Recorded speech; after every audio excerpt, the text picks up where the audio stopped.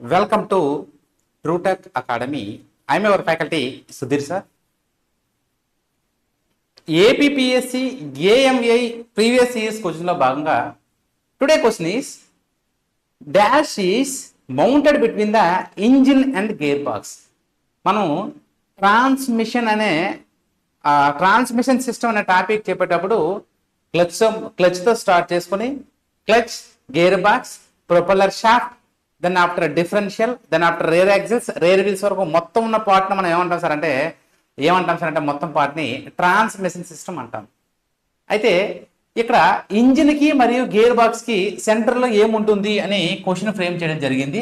So we have the options differential gear, propeller shaft, clutch, radiator fan. So మనకి ఇంజిన్కి gear బాక్స్కి సెంటర్లో clutch అనే ఉంటుంది. చెప్పాం ఈసీజీ అంటే ఎలక్ట్రోకార్డియోగ్రామ్ కాదు. ఈ అంటే ఇంజిన్, సి అంటే క్లచ్, జి అంటే gear box. So clutch is a device which is easy to engage and disengage of power from engine to gear box. So ఇప్పుడు చెప్పండి అన్న, ఇంజిన్కి గేర్ బాక్స్కి మధ్యన ఎవరున్నారు? సి అంటే ఏంటి? Clutch. So clutch is located between engine and gearbox, right?